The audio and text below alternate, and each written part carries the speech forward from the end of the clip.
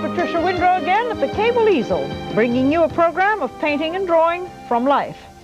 This is going to be the second part of a program which I did previously called Winter Still Life. I've brought in some props and began this, and it was much too complex a composition to do in one shot, so I'm going to do it in two. Hopefully we'll be able to have time enough to do the rest of it at this program. This is a selection of objects which I found because the season is upon us, but it is an attempt to avoid the cliched items. Even though we've got some holly there, which obviously tells you what season it is, and we've got a candle burning, but for the most part I've eliminated in my selection for this little painting the obvious, which is one of the things to sort of remember when you're selecting things to paint. It's a good idea to know what other painters and what other paintings have had in them to maybe avoid them and be original. That is the point of working from life, is to be original, not only in the style but also in the selection of the items that you paint. If you have any questions about this kind of business of selecting things, write to me and I'll be glad to respond. I'm going to be putting a book out pretty soon, and I'll announce that some other time, but I do think that the time has come for me to put out a book. So, and continuing with this winter still life, the last time the copper pot was attempted to be worked on with those very brilliant highlights, there was a common white turnip down here in the foreground, a nice little shiny green apple, and the lemon is as yet undone, and part of the background was done, which is red velvet. Very complicated to do, needs observation, which is why this program is on the air for the business of observing what you see. Not out of the head, and not out of photographs, but what you see in front of you. That is the point of this program. Observation, get rid of all the romantic folderol and stuff and so on. Just become very, very observant about your surroundings, and the way you can do that is by being observant with the things that you paint. You'd be amazed how much you learn about a turnip when you begin to paint it. I'm putting in this velvet background, which, because it's crushed velvet, has very strange patterns, and they need to be attended to as closely as possible. There are two colors involved, the brilliant red and then the very deep, luscious, dark red, which is what the color of the shadows. It is by no means simple. It certainly is not easy, but it is a challenge, which I feel is the point of learning how to paint, is the challenge. How do you do it? How do all those people do these things? And what is it that you have to master in order to be able to accomplish it? I'm not talking about covering a canvas with 4-inch wide house brushes and using house paint, and I'm talking about working with an idea in mind that whatever painting you do couldn't possibly be a small master, and that should last for many hundreds of years. I'm not interested in a painting that's going to fall apart in 20 years. So I want to make sure that I tell you the materials which to use in order for these things not to disintegrate. We are in a world of Xerox machines and copies and things that are not supposed to last, and original things become less and less of value, except painting. So an original painting, of course, is the antithesis of the Xerox age. It is a 19th century endeavor, which I believe will come full circle one of these days, and we will be all coveting original paintings. I have a little candlestick here. I have some wonderful looking pieces of holly which need to be attended to. I've put the background in first because backgrounds go in first, even on still lives. And I'm rinsing my brush to begin the holly business. Usually I don't usually use a prepared green, but the one exception that I do make is sap green, put out by Mr. Grumbacher, and it's a very friendly and very cooperative color. It seems to be quite stable. I'm going to put a little bit of white into it to give it more tone, because the pure, it's just too dark. So I'm going to begin by showing you that the improvisational thing of leaves is important. Do not think that you have to do a Burpee seed catalog when you're painting flowers or leaves. They should be interpreted, and a little bit more loose technique should be used than you would on brass or on copper. The thing to remember is the anatomy of the leaf. Obviously, we all know through the endless numbers of drawings and interpretations of holly that they have pointed leaves, very harsh and prickly, and that is the characteristic of the holly, to be observed and to be remembered, and certainly not to ignore in any way at all. As a matter of fact, sometimes you can put more pointy things than there are. There are nice highlights on holly. They can be put in very well with just a small amount of effort, but they should be put in there. The highlights are like shadows on other things. They give the characteristic of this particular plant. I will do a few of these, and then rather than to use a tremendous amount of time in repetition, because painting is also repetition, especially when you're dealing with florals. When you must repeat things over and over again, you do it in the quiet of your studio, and you don't try to keep people's interest alive by doing it on a program. So I'm going to do just a few, jump down to this one that has a nice highlight on it, and then some nice shadow with it, and that will show you that the two tones of these leaves is to be attended to, is to be observed and carefully taken care of, because this is what makes the leaf turn over or under. So they're not just green holly leaves. They have their own characteristic. They have a little darkness in the center vein, and as I proceed, I want to make sure that I get enough of the darkness in these, because they do cast shadows on themselves. Here's some pointy ones, and as I proceed with this, I'm going to jump to another part of this painting, because as soon as I get the leaves done near this candlestick, I want to do the candlestick. Now, almost all of these holly leaves are quite dark, because they are over in a side of the composition that seems to be thrown into shadow. So I'm going to put a great deal of dark here, and then put the highlights of the leaves in later. But just let me show you how you can put the darkness in first and then the highlights. Many times the theories about painting is that you put the highlights in first and then the darks come later. Well, okay, that's another theory. You don't have to accept it. Here I'm doing the opposite. I'm putting the dark in first, and I'm going to put the highlights in later for very good reasons that are, well, maybe too tiresome to talk about right now. Let me put these holly leaves here against this candle.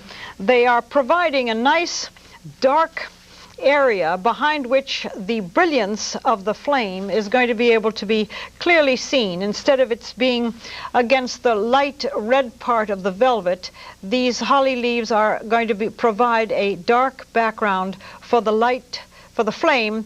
And as we all know, there is no light without darkness.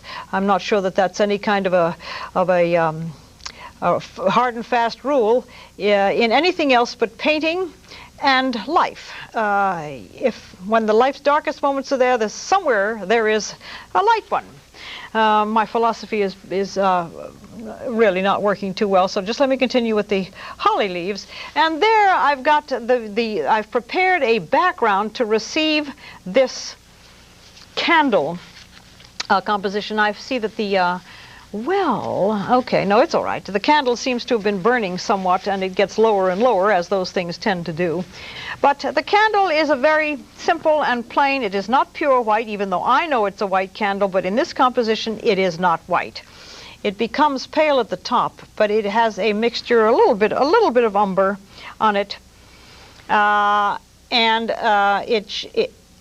it must be very, very simply done, otherwise it isn't going to look like a candle. It does not have any shadows on the sides. For some reason, wax, when it does this, eliminates shadows on the side. I think that if you were to observe a candle the next time, you will find that it is, I don't know, without side shadows. Very mysterious. I'm not going to question it. I'm just going to do what I see, which is the point of my program, to paint what I see. The top of the candle is always more brilliant than the bottom because it's absorbing the flame. I'm going to also lower this flame by putting some of the background farther down. As soon as you find that you need to change something, you do it immediately. The red of this has to come farther down, and the green has got to come closer, and that's going to give me the opportunity to put in the brilliance of the candle, which I'm going to use as the pure yellow and pure white, more white than yellow, and put it in with just a very, one single stroke should do it, because the paint is wet underneath, and I will pick up some pink, and it will turn the flame pinkish.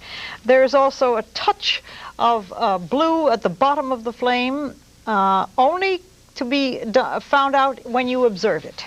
It is a most intriguing thing to be able to observe these things very closely. And there's the wick. So when you say it is too hard to do from life, I think that maybe some of my lessons will show you that perhaps that's a misconception, and that you can in fact work from life really very well.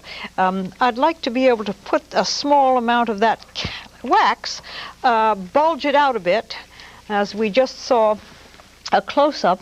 I'm going to bulge this out a little bit. I'm going to lean on the can, because it seems to have bulged out and has made a little, kind of a little cup up there, which for some reason is what the candle does. I hope that that's right, and if it isn't, I'll correct it later. There's a little bowl in there. You can see the inside of the of the thickness of the candle. There you are. All right. So now we come to the bottom of the candle, the stick, which is brass. Another problem which has to be attended to by close observation. It is similar, of course, to copper, but it's not the same color. It has a lot of darkness in it, and then, of course, a great deal of light. So I'm going to use some umber. I'm going to use some of this cadmium yellow. And for the most part, most of this candlestick is quite dark. I think that that's very clear. No wonder I can't see very well. I don't have these glasses on. Okay, here we go. The color of this is dark, and even though you know brass is shiny, you better pay attention to what you're looking at, because it has a way of tricking you. It is, in fact, quite dark. And the darkness is predominantly the umber. I'm going to put even more in there. Yeah, well,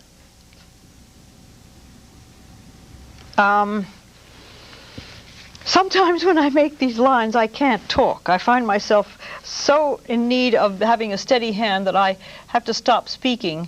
That's one of the reasons that I turn the phone off in my studio, because if the phone rings, it makes me jump, and then sometimes I can mess up a perfectly decent line. All right, I've got these two little shiny areas here, which is where the candlestick shines with its, well, whatever that is, that little decoration of flanges there. And then it's picking up a lot of light on this side, and I'm using very thin paint picked up almost like a palette knife.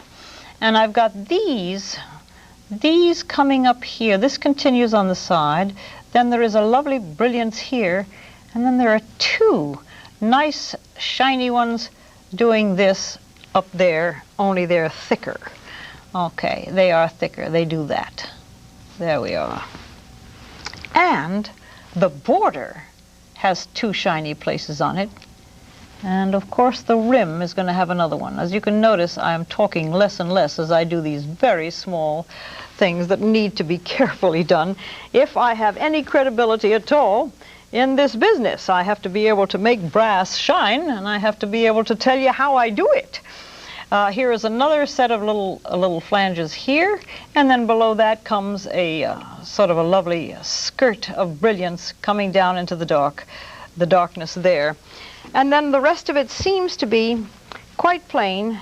And while I'm doing this, I'm going to take a break for just a moment so that I can observe some more of what I'm talking about, and I'll be right back, so don't go away.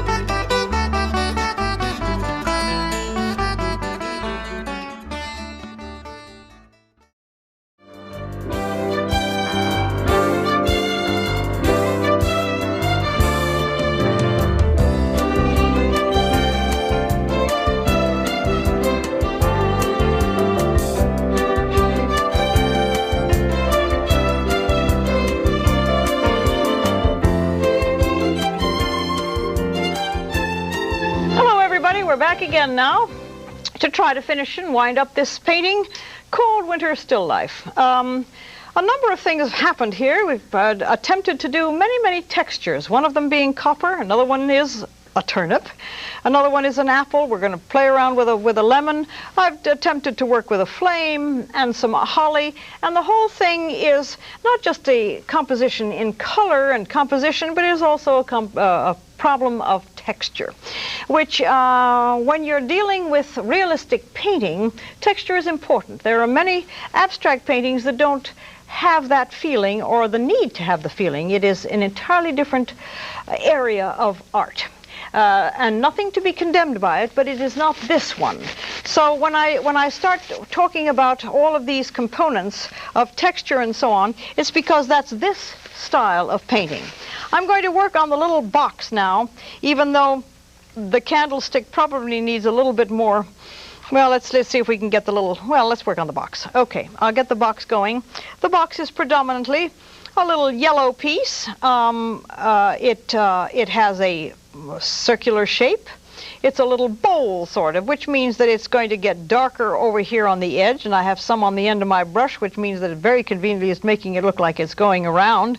And the bottom part is kind of yellow, but it's peasant, and it's got pure color, as many peasant folk art things do. And the background is what you do first. The decoration of the bowl takes place later. Now, it's a shiny bowl, and even though this center part here is appears to be white or creamy colored, you have to keep under the brilliance so that you can make this little pale object shine. So nothing can be white, even though it appears to be white. It has to be kept just below white. And as I go around the corner, I'm going to find that this also turns dark. The top of it is quite dark because it's in a shadowy place. But so let me get this. Oh, that's wrong. That's wrong. Let's start over again. Let's not panic. Here we are. It's going to turn around here, and it needs a little bit of umber. That's the problem.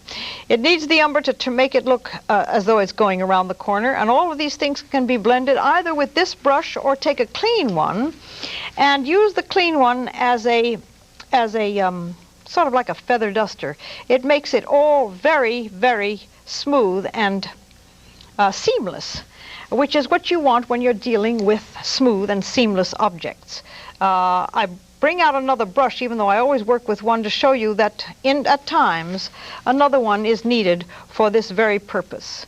I think that probably I need not go too much more. Yeah, a little bit darker on the sides. Let me show you how to do that. I've got some raw sienna and some burnt umber, and I'm going around the sides here. I'm putting the color on, and I'm going to take this clean brush. It's all sort of feathery. As you can see, it has no color on it. It's going to blend this as if it almost were like an airbrush.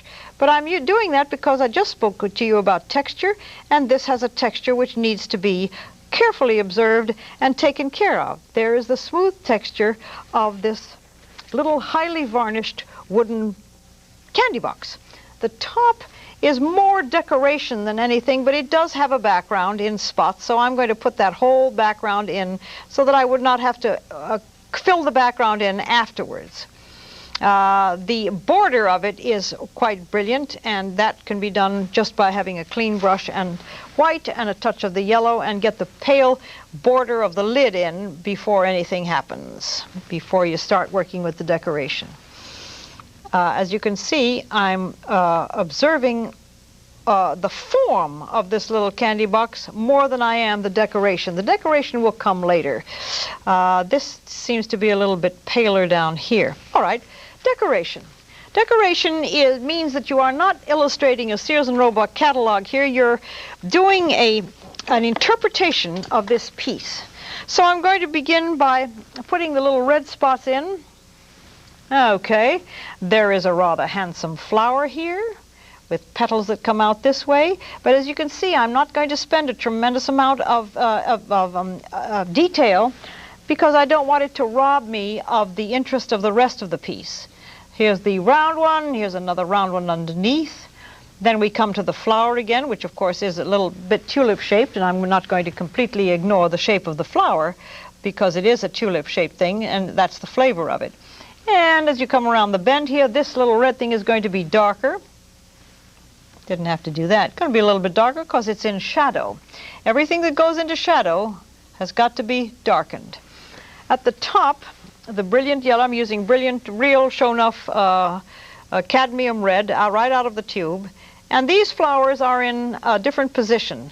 So I'm only just going to observe them slightly as they go along, and keep my eye on what the general flavor of this box is, to see whether or not I'm getting the kind of a feeling for it, and see if it's recognizable. The point is it recognizable? Does it look like what you're working on? There are dark spots on these flowers. There it is. There's my trusty palette, which is looking very neat tonight. As many times it is not. I find that palettes are not supposed to be neat. If they are, there's something I think maybe has to be tended to. Okay, down on the bottom we've got these little half circles to be all interpreted with, you know, a little bit of faith and care, same as the top, but they're upside down. These are the little observations that need to be watched out for. And then there's some very dark green in this design.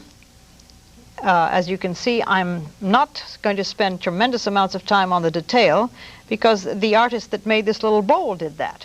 I am just doing a portrait of this bowl for the sake of the composition of this painting.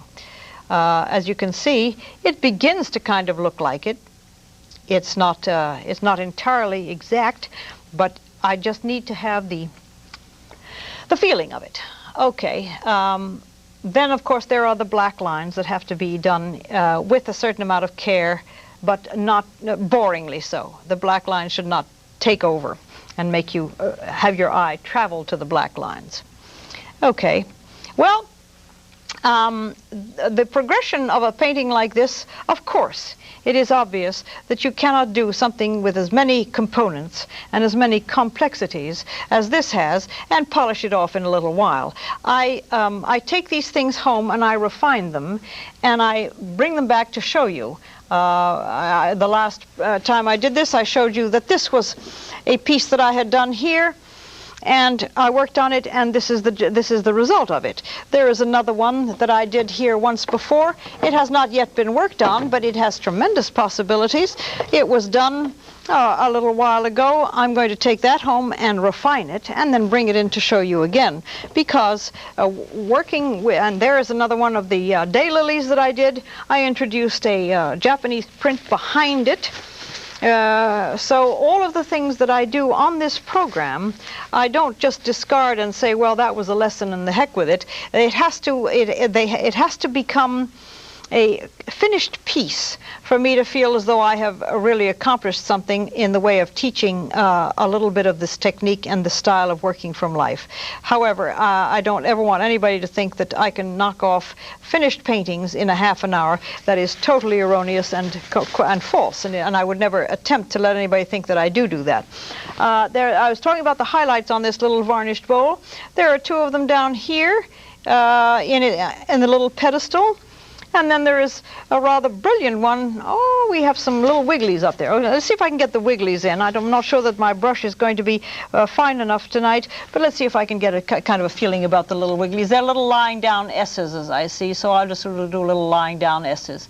And a few is all I need to show you, because on top of that, I'm going to put the little highlights of the varnish. And here they go. Here are the little highlights of the varnish, right directly on top of the little S's. If that painting, yeah, that paint should stick. It's a very smooth surface, and therefore the highlights are not going to be blended. They're going to be they're going to be like little light bulbs, because the quality of the surface is brilliant. And there's another little highlight right here on the lid as it goes around. There are some other black lines which I may want to get in there to show you the general finishing of it. How do they go? Oh yeah, this one goes up here, and this one goes along there, and this one goes on there, and so on. As you can see, all of these details can be done at another time. I do want to get to the lemon, because I feel as though I have completely abandoned it on that side, and I'm afraid the time is running out. I did not, however, put the border on this little box up here. There we go. Okay, so we'll go to the lemon. I need a clean brush. I'm going to take this one and wipe it off. And the lemon, of course, is 2 or 3 colors at the very most. I'm going to use a base of white. I'm going to show it to you right on the canvas. I'm going to mix it right on the canvas. There's a little blob of white on the canvas, a blob of yellow. See how much I need.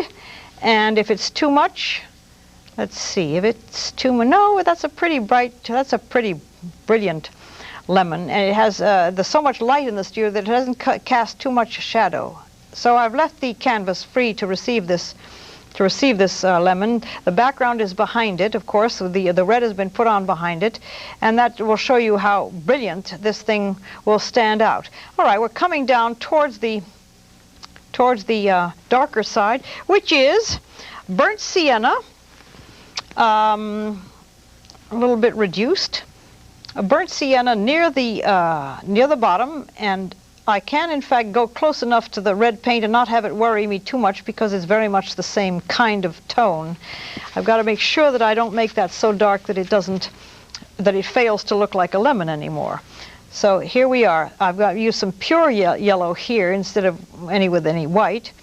And I'm going to blend it, not with that little fuzzy brush that I used before on the box, because this lemon has got a slight texture to it, and we don't want it to look as if it's made of glass or varnished.